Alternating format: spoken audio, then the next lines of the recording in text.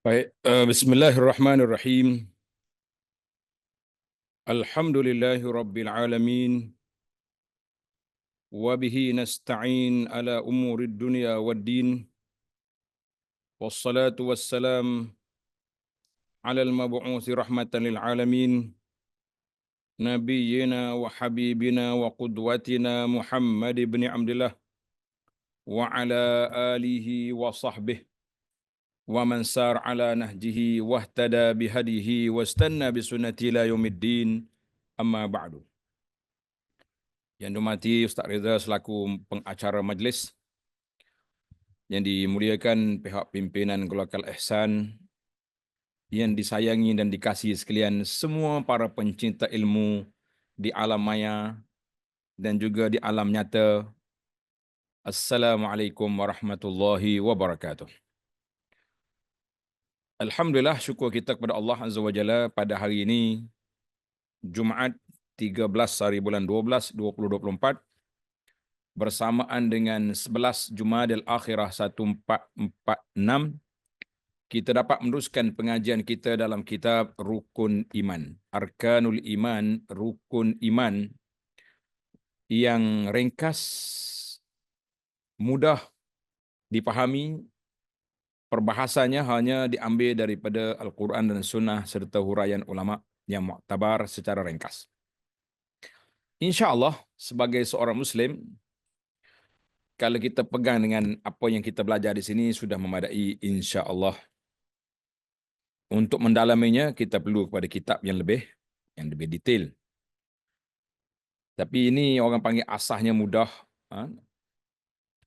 Kita boleh belajar bersama dengan keluarga kita, baca pun insya-Allah boleh faham. Para jemaah sekalian, kita dalam rukun iman yang keempat. Rukun iman yang keempat, beriman dengan para rasul alaihimussalatu wassalam. Beriman dengan para rasul alaihimussalatu wassalam. Dalam CD yang lepas kita telah bincang tentang apa makna beriman dengan Rasul. Apa makna beriman dengan Rasul. Kemudian kita juga telah belajar tentang makna beriman dengan Rasul, hakikat kenabian, hikmah diutuskan Rasul. Alhamdulillah kita telah bincang. Sambungan kita di sini ialah tugas-tugas Rasul. Tugas-tugas Rasul. Muka surat 83. Muka surat 83. Wazaifir Rasul. Wazaif maknanya tugas-tugas para Rasul yang mulia alaihimussalatu wassalam. Apakah tugas mereka yang diutuskan oleh Allah Ta'ala ke dunia ini untuk apa? Itu dia panggil kerja Nabi, kerja Rasul untuk apa? Rasul-Rasul alaihimussalatu wassalam, Rasul-Rasul alaihimussalatu wassalam mempunyai tugas yang mulia. Allah hantar mari satu kerja buat yang besar yang tidak mampu dibuat oleh manusia biasa. Sebab mereka memikul tanggungjawab yang besar, iaitulah menerima wahyu dari Allah Azza wa Jalla untuk disampaikan kepada hamba-hamba Allah Ta'ala yang ada pada waktu mereka.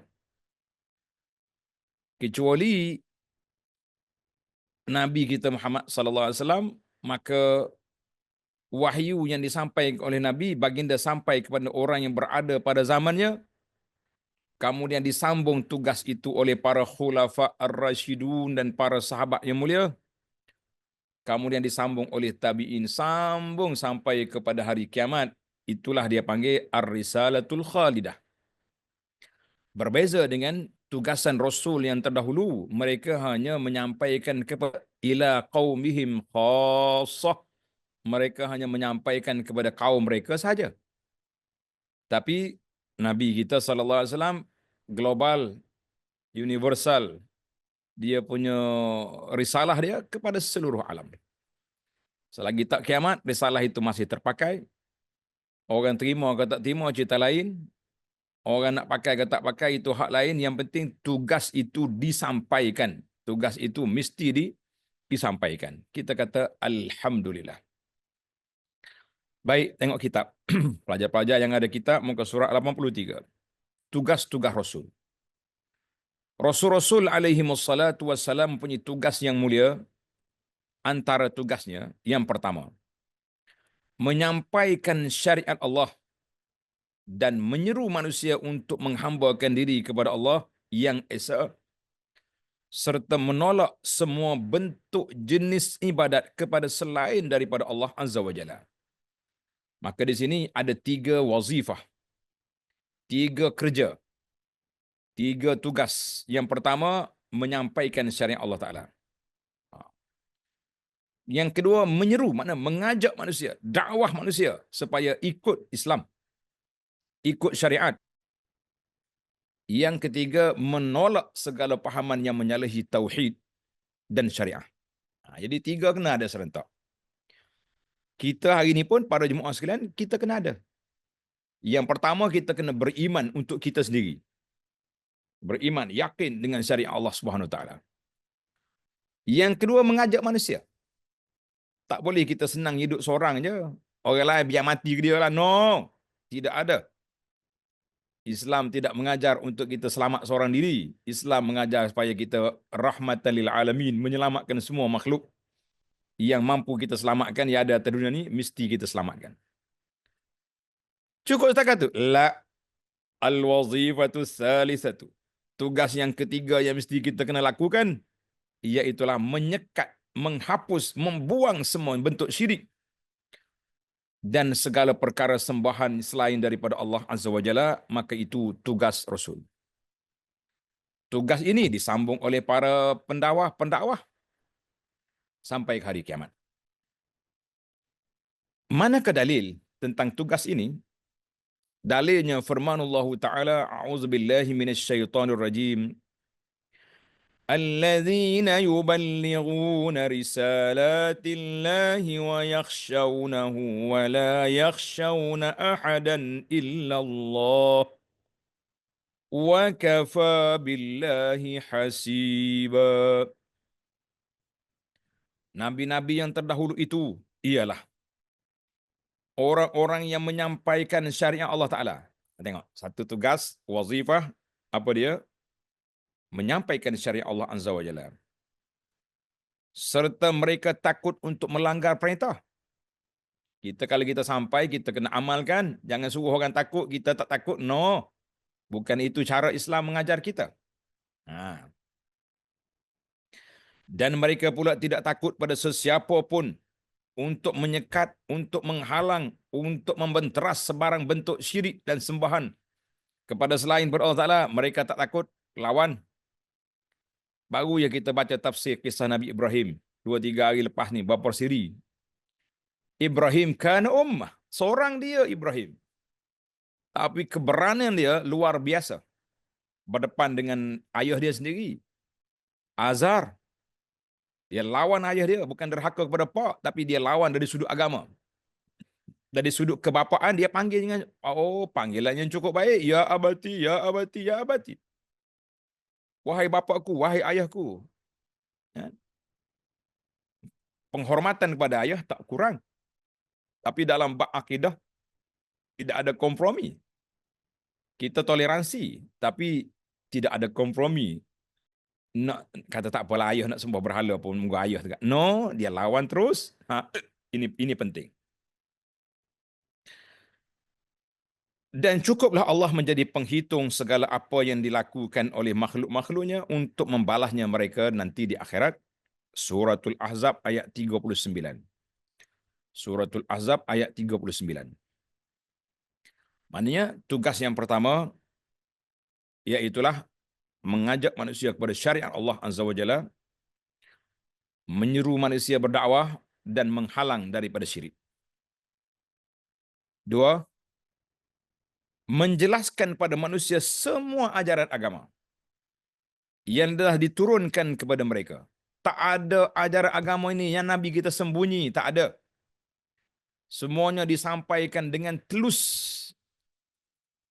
Disampaikan dengan semua apa yang Allah Ta'ala perintahkan.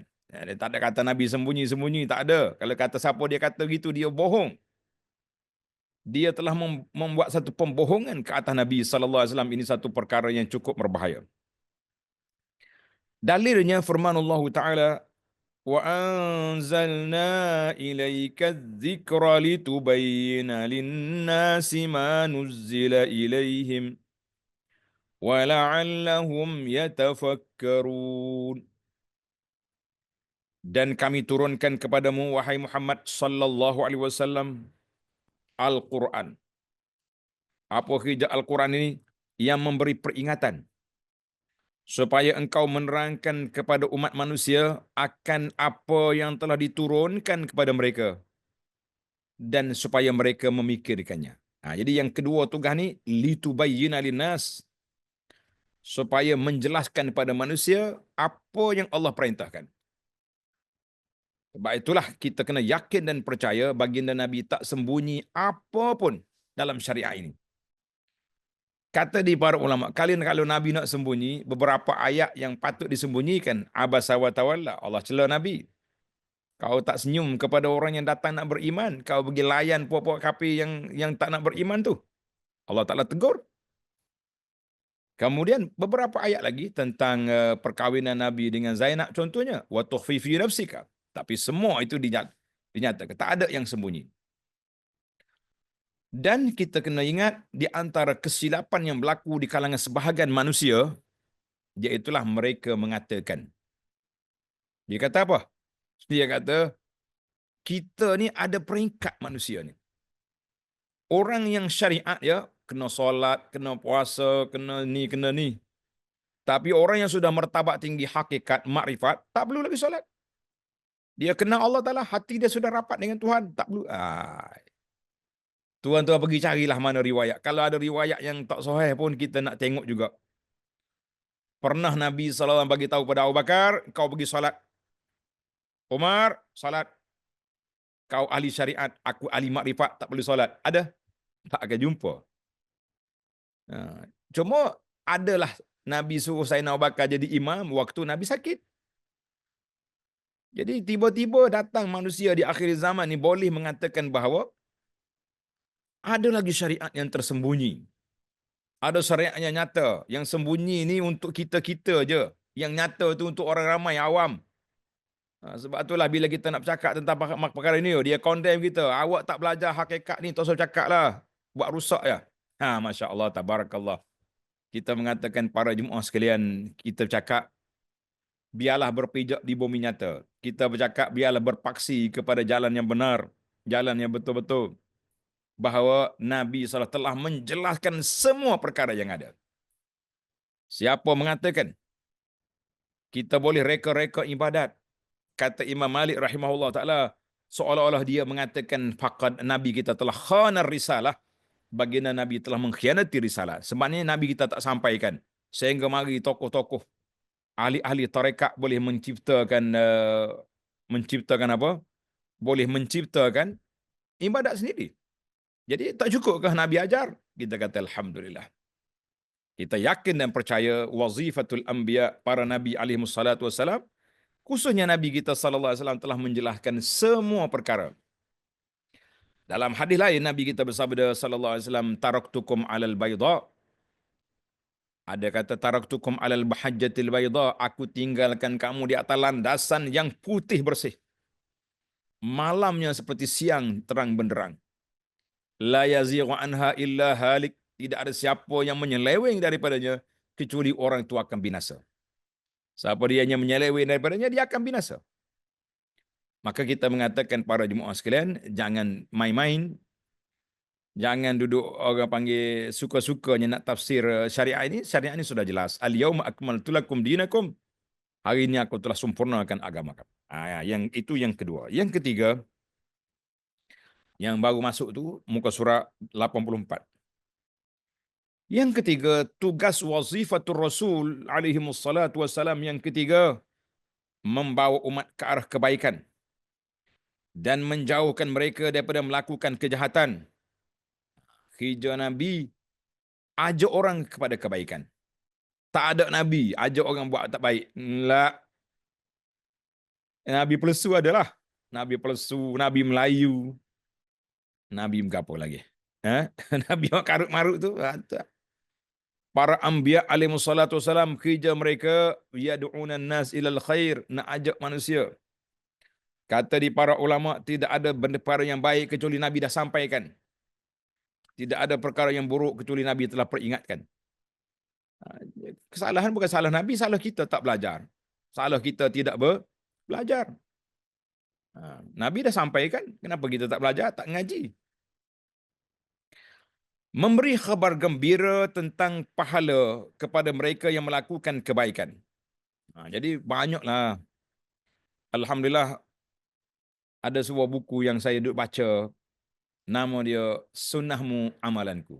Menarik. Buku ni walaupun nota kecil, nota bagian nota kecil lah, tapi eloklah kalau tuan-tuan baca, murajaah, belajar, tengok senarai-senarai pendek yang disenaraikan itu. Dia panggil tentang amalan-amalan yang diajar oleh baginda Nabi sallallahu alaihi wasallam kepada kita. Kita kata alhamdulillah. Tak perlu lagi kita. Maka Nabi di sana Nabi sebut, siapa dia buat ni pahala sekian, buat ni pahala sekian. Jangan mari pula ada orang terlebih cerdik, dia kata tak boleh kita buat ibadat nak pahala. Siapa dia nak ibadat nak pahala boleh bawa pada syirik? Siapa cakap? Nabi offer. Contoh yang saya selalu duduk apa ni, kempen para jemaah, kita kata man hafidha sintai asyrata raka'atan fil yaumi wal lailah. Siapa dia jaga 12 rakaat setiap hari satu malam, sunat rawatib. Dia panggil sunat apa? Sunat rawatib. Kita jaga. Allah Ta'ala akan bina sebuah mahliga dalam syurga. Mari orang kata tak boleh cakap. Nak solat-solat je tak perlu syurga-syurga. Siapa awak? Nabi offer. Sallallahu alaihi wasallam. Dan banyak lagi hadis-hadis yang Nabi kita tawarkan siapa dia buat benda ni. Sampai Nabi kata imatatul adza anit tariq. Buang benda-benda yang mengganggu tengah jalan orang pun. Orang ni layak ke syurga. Kita kata Masya Allah, tabarakallah. Banyak lagi dalam Quran Allah Ta'ala sendiri tawarkan. Hal adullukum ala tijaratin tunjikum min azabin alim. Nak ke tidak aku tunjuk pada kamu perniagaan. Kita berniaga dengan Allah SWT yang menyelamatkan kamu daripada api neraka. Kata siapa tak nak? Semua orang nak. Kita kata Masya Allah, tabarakallah, para jemaah sekalian. Itulah keadaan kita sekarang. Kita banyak kacau, banyak ni. Kerja Nabi memberi amaran, munzirin, memberi amaran kepada mereka yang melakukan kejahatan. Dengan seksaan, dengan azab, dengan kemurkaan Allah Azza wa Jalla. Maka dakwah kita ni mesti serentak. Basyiran wa naziran. Munziran, mubasyiran wa munziran. Kena ada dua-dua. Kena ada dua-dua. Ajak orang, larang orang. Buat baik, ini pulangan. Buat tak baik, ini balasan. Ini ada sebahagian sahabat kita ni kata tak apalah Ustaz, saya tak mau pening kepala. Habis saya nak ajak orang buat baik je. Yang larang-larang tak perlu. Kita kata no. Manhajul Qur'ani wa manhajus sunnah an-nabawiyah, semuanya di atas paksi basyiran wa naziran, beri khabar gembira dan beri khabar amaran. Tak boleh. Habis orang nak marah, itu cerita dia. Dia nak marah-marahlah, kita nak kata apa? Kalau kita cakap benda benar orang marah, kalau kita larang benda mungkar orang marah, kita duduk atas landasan yang Allah Ta'ala akan beri pahala kepada kita. Tak ada dalam dakwah ni senang-senang hidup. Orang panggil relax je bro. Tak ada dalam istilah Islam. Main relax-relax ni tak ada lah. Jadi tak usah duduk main relax lah. Main relax buat apa benda kita. Jangan main. Baik, itu kerja Nabi yang ketiga. Apa dia? Ajak orang baik, larang benda mungkar, bagi khabar gembira kepada orang yang taat, dan amaran kepada ahli maksiat. Maka dalam firman Allah Ta'ala ini Allah sebut rusulan mubasyirin wa munzirin. Rasul-rasul yang kami telah utuskan itu semuanya pembawa khabar gembira kepada orang-orang yang beriman dan pemberi amaran kepada orang-orang kafir yang berbuat maksiat. Itu kerja Nabi. Selepas tidak ada Nabi, maka para pendakwah kena bawa pendekatan yang sama. Basyiran wa naziran. Surah An-Nisa ayat 165. Yang keempat, wazifatur rabi'ah, tugas Nabi, para Rasul alaihi wasallam yang keempat, apa dia? Memperbaiki manusia dengan menunjukkan contoh ikutan yang baik dalam perkataan dan perbuatan. Ha. Dia panggil dalam hadis Nabi, salah Nabi sebut, innama bu'istu liutammima salihal akhlaq. Aku diutuskan oleh Allah Azza wa Jalla untuk menyempurnakan budi pekerti akhlak yang mulia. Innama bu'istu, aku dibangkitkan oleh Allah Ta'ala untuk menyempurnakan budi pekerti akhlak yang mulia. Ini kerja Nabi. Sebab biasanya Nabi-Nabi alaihi wassalatu wassalam dia diutuskan oleh Allah Ta'ala kepada kaum yang rusak, punah. Punah dari sudut akidahnya, punah dari sudut orang panggil perangai buruknya. Sebab macam-macam kita tengok dalam Quran ni. Punah dari sudut seksual contohnya. Kaum Nabi Lut duduk main LGBT. Kaum Syuaib punah dari sudut perniagaan. Tipu dalam timbangan dan sukatan dan timbangan. Jadi setiap kaum tu ada perangai-perangai buruk yang terjadi di kalangan mereka, maka datang para Rasul alaihi wasallam li islahin nas, untuk memperbaik pulihkan akhlak manusia. Dan mari zaman kita ini terkumpul semua yang ada pada zaman dulu, dikumpul oleh syaitan untuk umat Muhammad ni ada belaka. Perangai kaum Lut LGBT ada. Perangai menipu sukatan timbangan, la hadis wala haraj. Tak payah malah nak sebut yang malam ni contoh-contoh. Banyak sukatan timbangan yang kita ni. Tak.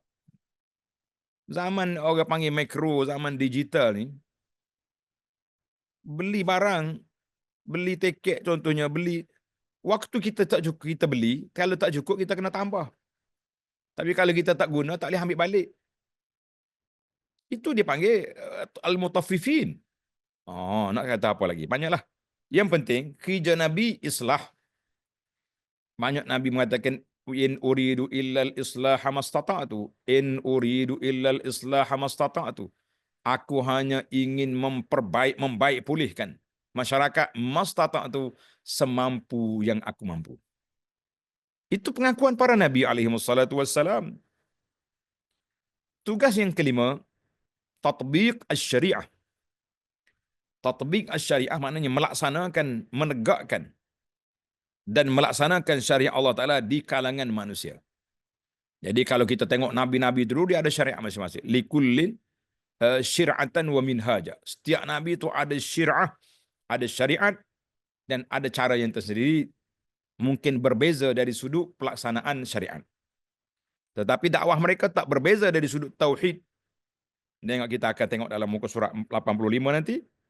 Tauhid mereka satu, iaitulah Islam. Tauhid mengesahkan Allah Azza wa Jalla. Tak ada tauhid dia yang berbeza, tak ada. Yang berbezanya syariat. Syariat perundangan. Dia panggil furu' syariah. Cabang-cabang hukum ada perbezaan. Tapi dari sudut tauhid, lah, satu ya. Jadi kerja Nabi, kerja Rasul alaihi wasallam menegak dan melaksanakan syariat Allah di kalangan manusia. Mana yang Tuhan suruh, mana yang Allah larang, semuanya disampaikan dan dinyatakan. Disampaikan dan dinyatakan. Yang keenam, semua Rasul alaihi wassalatu wassalam akan menjadi saksi ke atas umatnya pada hari kiamat bahawa mereka telah menyampaikan syariat Allah kepada umatnya dengan jelas. Tapi begitulah manusia ni di akhirat esok. Umat-umat Nabi menafikan, mengingkari, mengatakan bahawa Nabi mereka tak menjalankan tugas. Ini keceluparan mulut, kejahatan yang dilakukan oleh mereka dengan mengatakan bahawa Nabi dia tak menjalankan tugas. Siapa akan jadi saksi? Tengok. Tengok dalam Quran, firmanullah Ta'ala. فَكَيْفَ إِذَا جِئْنَا مِنْ كُلِّ أُمَّةٍ بِشَهِيدٍ وَجِئْنَا بِكَ عَلَى هَؤُلَاءِ شَهِيدًا. Maka bagaimanakah keadaan orang kafir pada hari akhirat kelak? Apabila kami datangkan dari tiap-tiap umat seorang saksi, iaitulah Rasul mereka sendiri menjadi saksi terhadap perbuatan mereka. Jadi Rasul-Rasul mereka menjadi saksi ke atas perbuatan mereka. Ni kau ni buat gini, kau ni Rasul ni buat gini, dia mereka menjadi saksi. Jelas. Hmm. Uh, Keadaan orang kafir pada hari kiamat esok, apabila kami datangkan dari tiap-tiap umat seorang saksi, iaitulah Rasul mereka sendiri menjadi saksi terhadap perbuatan mereka, wajibna bika ala haula'i syahida, dan kami juga datangkan engkau wahai Muhammad sallallahu alaihi wasallam sebagai saksi terhadap umatmu. Jadi nabi kita sendiri menjadi saksi kepada umat dia, dan nabi jadi saksi kepada semua. Kita esok pun jadi saksi juga. Kita mengatakan Nabi Nuh dah menyampaikan, Nabi Ibrahim dah menyampaikan, Nabi Hud dah menyampaikan. Orang tanya, mu tahu mana? Engkau bukan ada masa tu. Kami tahu sebab Nabi kami telah mengesahkan bahawa mereka telah menyampaikan. Wajibna bika ala haula'i syahida. Jadi Nabi kita menjadi saksi kepada semua. Alhamdulillah. Jadi itu tugas Rasul alaihi wassalatu wassalam, dan tugas Nabi kita sallallahu alaihi, dan kita umat juga mengakui bahawa para Rasul, para Anbiya, para Nabi, para Rasul telah menjalankan tugas masing-masing. Kita kata Alhamdulillah, ini tugasan kita sebagai pengikut Rasul. Alhamdulillah. Surah An-Nisa ayat 41. Baik para jemaah sekalian, kita pergi kepada apa? Islam adalah agama semua Nabi. Dengar ni. Islam adalah agama semua Nabi, satu ya. Din wahid. Islam ialah agama semua Nabi dan Rasul alaihi wassalatu wassalam, sebagaimana firman Allah Ta'ala, Inna ad-dina indallahil Islam. Inna ad-dina indallahil Islam. Sesungguhnya agama yang benar dan diredai oleh Allah di sisi Allah ialah Islam. Jadi itu salah satu daripada dalil. Jadi kalau kita baca lagi ayat-ayat Quran yang menunjuk tentang Nabi ni, agama dia satu je, banyak lagi ayat Quran. Kawakunna muslimin, wa nahnu lahu muslimun. Jadi semua Nabi-Nabi mengakui bahawa mereka itu Islam. Tak ada. Firman Allah Ta'ala ini, surah Ali Imran ayat 19. Surah Ali Imran ayat 19. Semua Nabi dan Rasul alaihi wassalatu wassalam menyeru manusia kepada menyembah Allah yang esa dan menolak semua ibadat yang lain. Jadi kerja Nabi satu je. Tadi dah ayat, berapa kali dah kita baca ayat, walaqad ba'athna fi kulli ummati rasulan an i'budullah wajtanibut taghut. Kami telah bangkitkan setiap umat itu Rasul.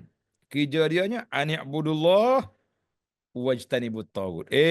Umat aku, sembahlah Allah Ta'ala, jauhkan diri daripada taghut. Itu kerja Nabi.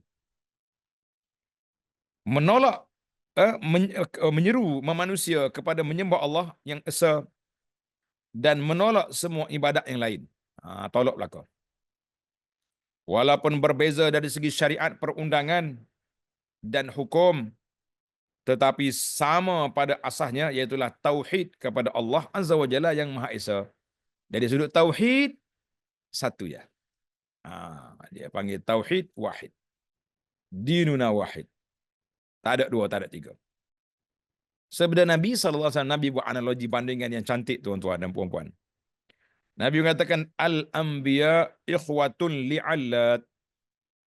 Al-Anbiya ikhwatun li'allat. Semua Nabi adalah adik-beradik tiri. Bapa sama, mak lain. Maksudnya apa dia? Apa dia? Hadis riwayat Ahmad. Apa dia maksudnya bapaknya sama, maknya lain? Maknanya agamanya satu je. Tauhid pada Allah Azza wa Jalla, perundangan yang berbeza, yang berbezanya apa? Perundangan. Jadi kita kena ingatlah. Perundangan dia berbeza. Haram di sana, tak haram di sini. Mungkin haram bagi Bani Israel. Makan lemak ke apa benda yang kita dah belajar dah dalam tafsir kita tu. Tapi bagi kita lemak sedap je kecuali orang takut kolesterol. Nah itu je. Sekarang ni anda jumpa seorang doktor pula ada beza pula dah.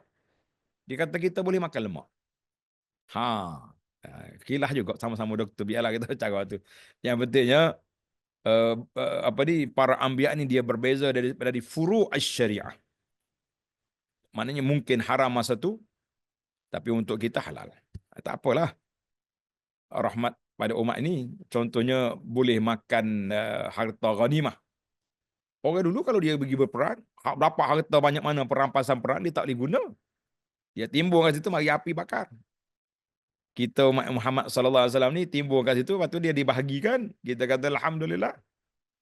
Orang yang tak berperang ya yang kerugian itu.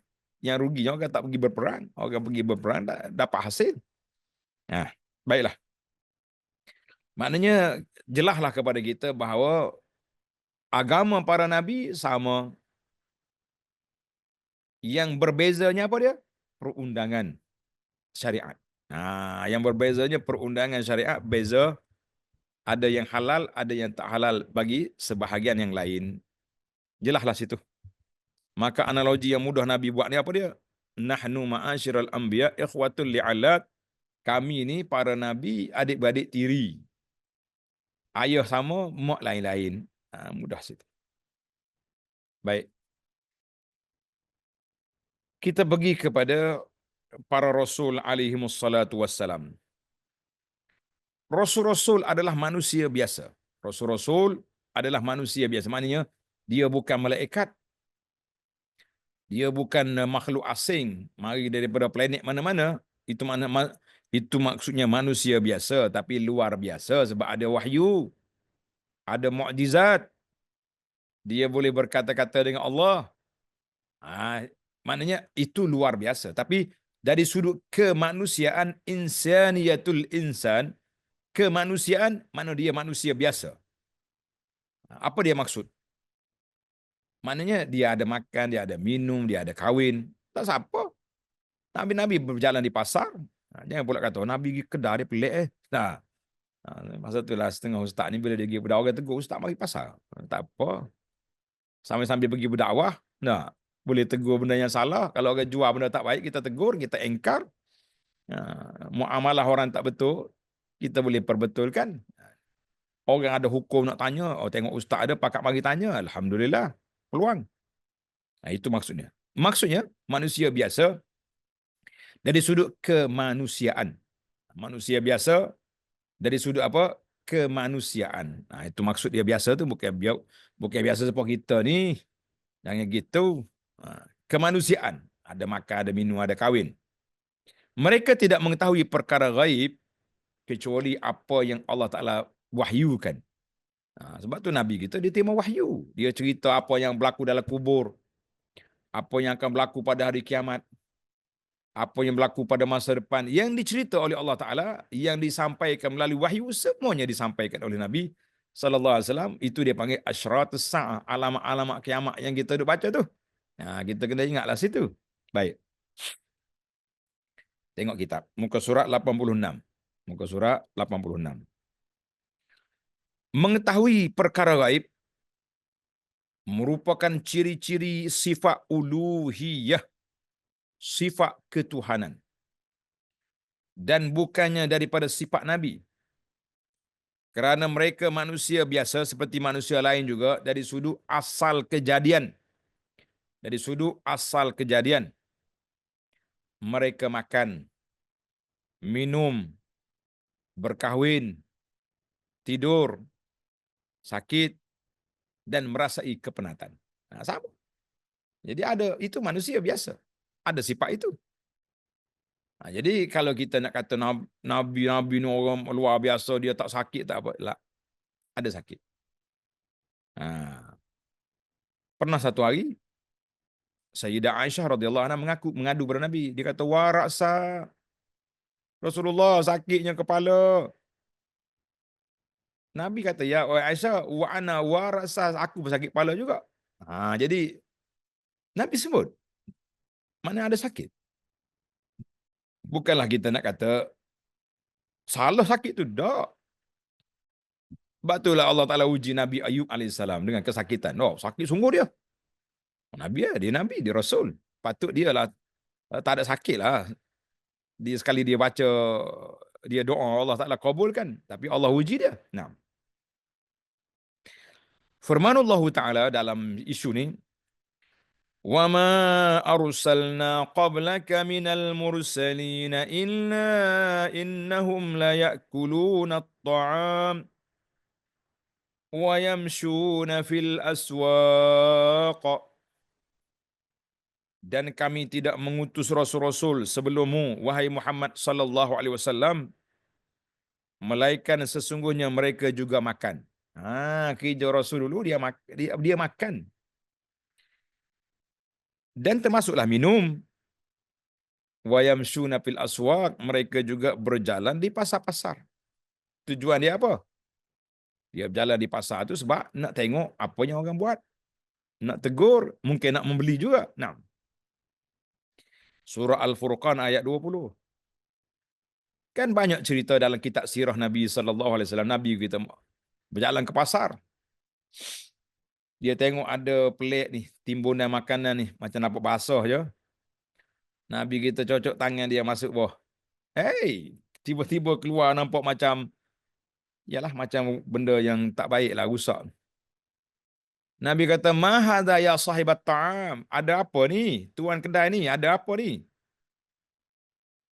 Terkejut lah tuan kedai. Nabi kita hisbah. Pergi semak benda ni. Dia kata, "Asabathu ma'as sama' ya Rasulullah." Kena hujan. Nabi kata, kalau kena hujan, letak ke atas lah. Asingkanlah yang basah ni, yang tak basah. Jangan letak sekali. Kemudian timbullah teguran Nabi kepada peniaga. Man ghasya falaysa minna. Siapa dia menipu, bukan daripada kalangan kami. Man ghasya falaysa minna. Siapa dia menipu, bukan dari kalangan kami. Jadi ingat molek, jangan menipu. Siapa dia menipu, bukan dari kalangan kami. Ini bahaya sekali. Ingat molek.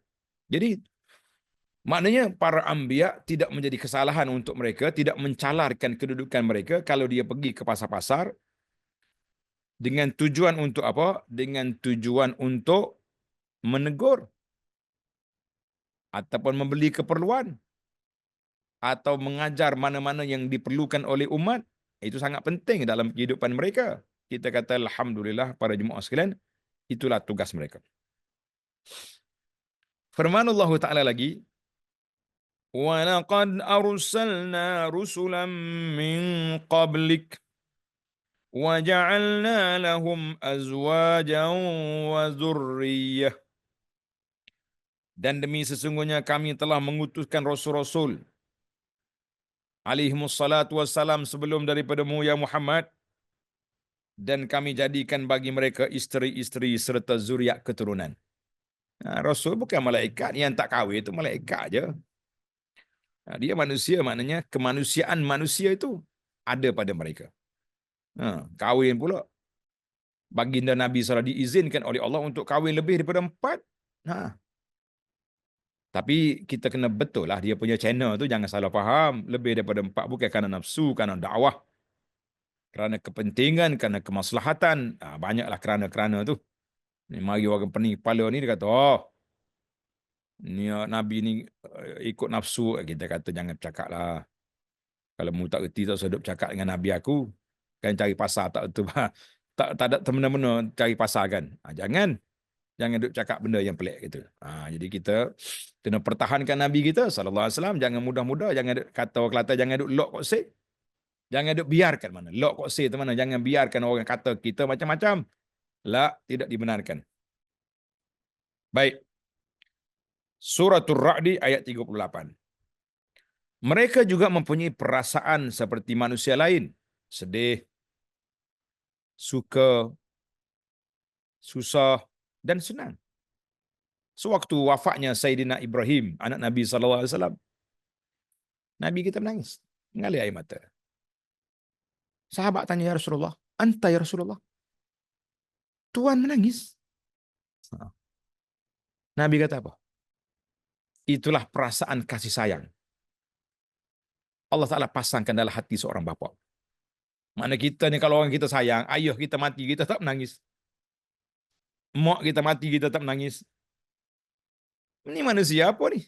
Bahkan dia ketawa pula mak dia mati dah senang hidup. Hei, itu dia panggil naluri manusia. Nabi ada rasa sedih. Nah, suka, susah dan senang.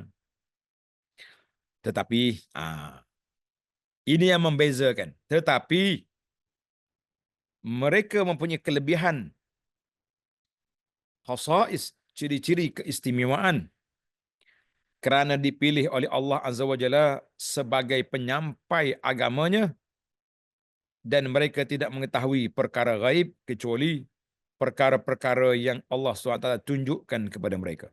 Jadi dia tak tahu benda gaib kecuali setakat mana yang Allah Ta'ala izinkan. Hak mana Tuhan bagi tahu pada dia, maka itu jadilah dia. Itu dia panggil jadilah dia. Dalil kepada perkara ini firman Allah Ta'ala, Alimul ghaibi fala yuzhiru ala ghaibihi ahada. Tuhanlah sahaja yang mengetahui segala yang gaib, maka dia tidak memberitahu perkara gaib yang diketahuinya itu kepada sesiapa pun, illa man irtada min rasulin fa innahu yasluku min baini yadayhi wa min khalfihi rasada. Kecuali, ada kecuali ni, melainkan kepada mana-mana rasul yang diredainya untuk mengetahui sebahagian dari perkara gaib yang berkaitan dengan tugasnya. Apabila Tuhan hendak melakukan yang demikian, maka dia mengadakan di hadapannya dan di hadapan dan di belakang Rasul itu malaikat-malaikat yang menjaga dan mengawasinya sehingga perkara gaib itu selamat sampai kepada yang berkenaan. Jadi Allah Ta'ala hantar marilah malaikat Jibril datang beritahu kepada Nabi SAW akan berlaku sekian-sekian. Jadi itu ada. Itu kita panggil mukjizat Nabi SAW. Jangan pula nafikan terus. Nabi ni manusia biasa. Macam kita juga. Habis, sunnah dia pun tak boleh pakai juga. Sebab, alah, itu dia panggil bukan anti hadis. Itu kepeningan tentang Rasul. Akhir sekali timbullah kumpulan, dia panggil kumpulan Quraniyun. Nak pakai Quran saja. Tak nak pakai hadis. Tak boleh lagi tu. Dua-dua. Allah Ta'ala sebut, wa ma atakumur rasulu fakhuzu. Apa yang Allah Ta'ala, apa yang dibawa oleh Nabi, ambil. Wa ma nahakum anhu fantahu. Apa yang Nabi larang, berhenti. Tiba-tiba kita kata kita nak ikut Quran je, tak nak ikut sunnah. Sebab sunnah tu mari daripada manusia, Nabi kita manusia. Kita kata, siapa awak? Kenapa kepeningan sampai begitu sekali? Tidak boleh. Jadi tak boleh, jangan kata Nabi itu manusia biasa macam kita. Tak, dia tidak macam kita. Dia macam kita dari sudut kemanusiaan makan minum tadi je. Tapi dari sudut wazifah, tugas sebagai Rasul, maka dia ada tugas sendiri. Allah Ta'ala beri kepada mereka perkara-perkara yang kita tak tahu. Jadi itu yang ada. Baiklah, surah Al-Jin ayat 26 hingga ayat 27. Satu lagi tajuk yang kita nak ambil, iaitulah tentang ismah. Ismah ni mana penjagaan, pemeliharaan Rasul. Allah Ta'ala jaga Rasul dari terjebak kepada perkara-perkara yang tidak baik. Dosa besar ke, perkara yang tak sesuai lah dengan tugas sebagai seorang Rasul. Kita sebagai pendakwah pun tak sesuai buat benda yang tak senonoh. Apalagi mereka yang berinteraksi dengan Allah Azza wa Jalla, Rasuli Rabbil Alamin. Kita nak kata Rasul tak baik, jangan cakap. Kita sebagai manusia ni adalah kelemahannya. Tapi mereka dia panggil ismah. Ismah ataupun maksum. Mereka terpelihara dari dosa. Itu besar. Allah SWT memilih orang yang akan membawa dan menyampaikan risalahnya daripada sebaik-baik makhluk dan semulia-mulia kejadian dan akhlak. Jadi Allah Ta'ala tak pilih Rasul ni orang yang orang panggil selekeh. Orang Kelantan kata kemaca ni bahasa Kelantan apa kemaca. Kemaca ni mana orang yang tak senonoh lah. Tuhan tak pilih. Dia pilih yang mulia akhlak, mulia budi pekerti, dari sudut fizikal pun lengkap. Itu dia panggil Nabi sallallahu alaihi wasallam, anbiya alaihi wassalatu wassalam. Allah juga menjaga mereka daripada melakukan sebarang dosa, dosa besar lah, dan melepaskan mereka daripada sebarang cacat cela, sehingga mereka dapat menyampaikan wahyu Allah kepada umat manusia. Tak ada orang pertikai. Kalau orang ni tak betul mari, alah engkau cakap baik engkau sendiri pun, bahasa orang kata, orang kampung kata cakap tak serupa bikin. No, tidak ada. Ha. Yang cakap tak serupa bikin ni kita manusia yang lemah ni, jangan main-main. Mereka dapat menyampaikan wahyu Allah kepada umat mereka. Mereka dipanggil maksum. Mim, ain, sad, waw, min. Maksum. Terpelihara daripada kesalahan dalam menyampaikan semua perkara dan ajaran risalah yang datang daripada Allah Azza wa Jalla tak tersalah. Semua hak Tuhan bagi tahu, hak Tuhan suruh sampaikan, mereka sampaikan dengan telus dan benar. Tak ada kurang, tak ada lebih. Inilah pendapat yang disepakati oleh ummah, oleh para ulama. Dia panggil maksum, terpelihara daripada kesalahan dalam menjalankan tugas sebagai Rasul. Nah, dalam perkara kehidupan mungkin boleh dibincangkan. Boleh dibincangkan. Nanti kita tengok beberapa contoh nanti kalau sempat masa. Firman Allah Ta'ala, Ya ayyuhar rasul balligh ma unzila ilaika min rabbik. Wa in lam taf'al fama ballaghta risalatah. Wallahu ya'simuka minan nas.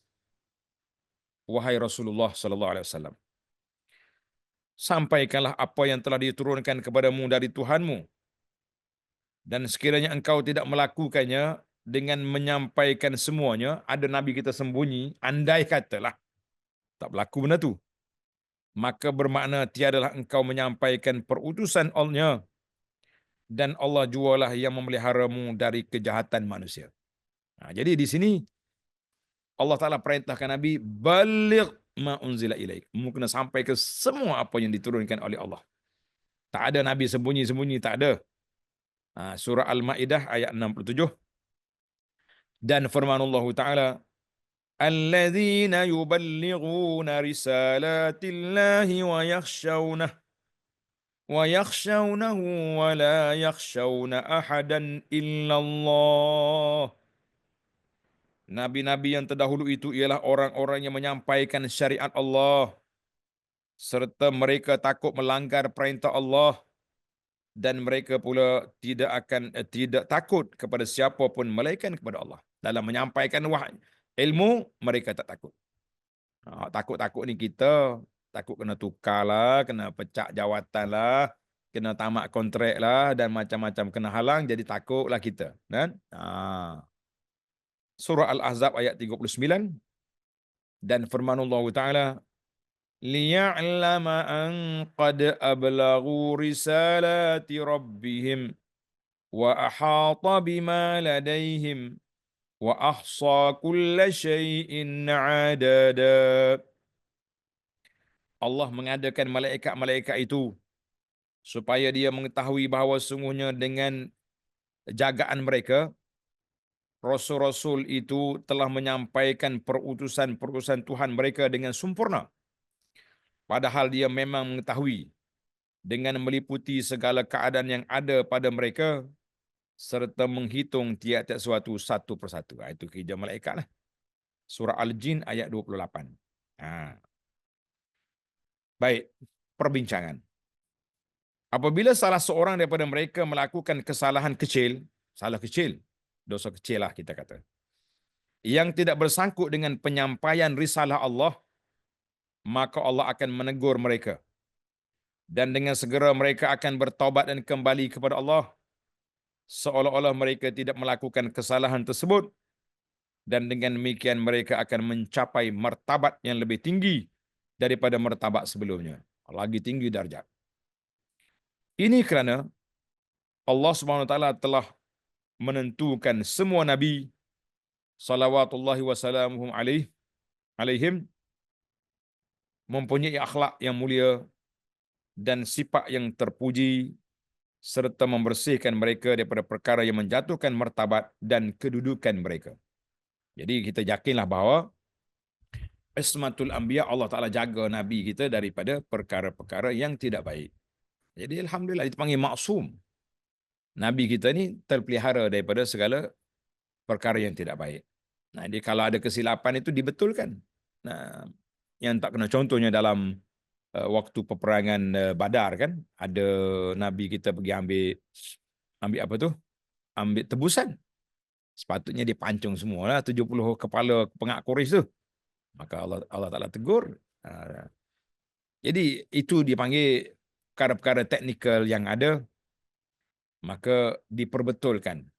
Kalau ada, maka Nabi kita sallallahu alaihi wasallam akan ikut apa yang telah diarahkan oleh Allah Azza wa Jalla.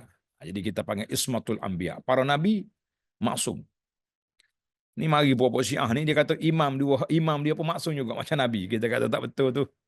Jangan duk percaya dengan puak-puak tu. Oh, imam dia maksum juga. Kalau tidak ada maksum di situ, para jemaah sekalian, kita kena hati-hati. Kita kena jangan duduk ikut puak-puak tu. Ini bahaya kan? Alhamdulillah. Baiklah para jemaah sekalian. Tajuk kita satu lagi ni panjang, iaitulah tentang bilangan para nabi dan rasul. InsyaAllah kita sambung dalam siri yang akan datang. Jadi yang ni kita kena ingatlah bahawa Nabi SAW telah menyampaikan dan Allah Ta'ala jaga dia daripada perkara-perkara yang kesalahan. Alhamdulillah. Baiklah para jemaah sekalian, kita tamat setakat itu dulu. Mudah-mudahan apa yang kita belajar ni kita ada manfaatnya insya-Allah. Baik, dari ada soalan tentang apa beza di antara Nabi dengan Rasul. Dalam siri lepas kita dah cerita. Perbezaannya mengikut para ulama mengatakan Rasul, dia ni ditugaskan ataupun diberi kepada dia kitab dan juga dia menyampaikan kepada umat berdepan dengan kaum dia. Nabi SAW, dia lebih rendah jawatan sebab dia menyampaikan apa yang disampaikan oleh Rasul. Lebih sikit lah. Jadi Rasul tu sendiri, dia sendiri itu ada risalah. Atau dia bawa risalah. Ataupun Rasul yang besar-besar tu ada kitab. Itu beza di antara Nabi dengan Rasul. Ada juga ulama kata, Rasul tu diperintah, dia terima wahyu, kena sampai.